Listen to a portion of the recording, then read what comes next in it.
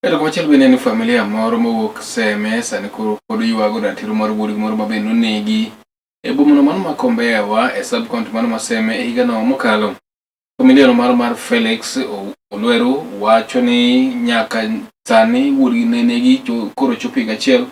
Kaka kamano ler mar nono mabende timo winjo manonegi to pok giyudo.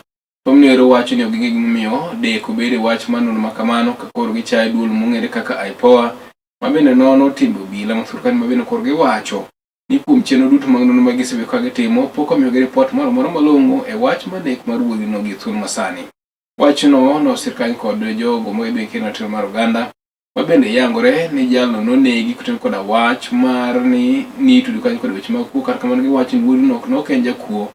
Koro dwaro mondo mi gimomiyo obila no mabende oyangore ni nong'eyo jalno nochielo gi magina e lwasi makamano.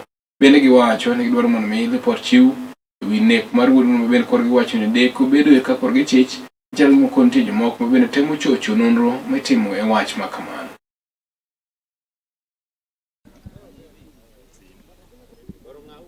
Miya biro Kisumu kae nikech Kisumu borgo. Adwaro haki mar nyathina. Adwaro haki ne nikech nyaka nene nyathini to tarik 8 dwe mar 8 saa 7 otieno to ni biro dwaro kuoe. Jokuoe mane dwaro go dak tinde gidwarie jokuoe mane kwelo go nikech jokuoe to dhi continuously. Kwa jo human right. Temnwa uru matek wayudie adiera mar nyathiwa ni kumowuokie. Kini nege wacho wuok ka sirikal ka no nege by makosa. My name is Judith Olwero, sister to Felix. Brother na notho nonegi tarik 8 dwe mar 8. Wawuoro nikech kata kano bed mistaken identity mar jakuo. Ok nonege on the run, nonege on the spot. Wasebedo kwa luo case ni with IPOA. Sani wasebedo kwa biro ka ODPP Kisumu ka. Makoro tiendwa mang'eny. Wapenjore ang'o matimore. Kibiro ka file ni Nairobi. Kwa di Nairobi file oseduo Kisumu. Wakwayo mondo miwa ratiro mondo wang'eni ng'ama nonego Felix. Nyaka duoknwa penjo ni inyalo mana duoke court. Process ni kao ndalo mang'eny. Okao ndalo mang'eny mok wang'e gimomiyo okao ndalo mang'eny. Samoro waparo ni kosbin ng'ato nitie matugo gi file ni. Momiyo file ok nyal duogo Kisumu mondo wayudi kaka wachako court process. Wakwayo owadwa mondo yud justice. Owadwa mondo yud justice. Ok wanindi.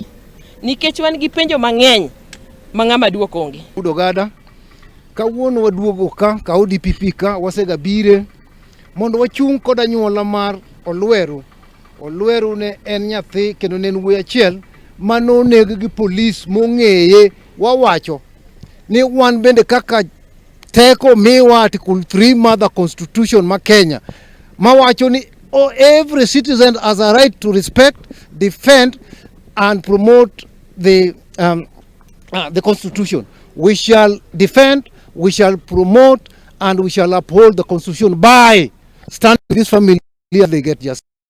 Wacho nogo moa e sub county mano ma Seme, weche manyien.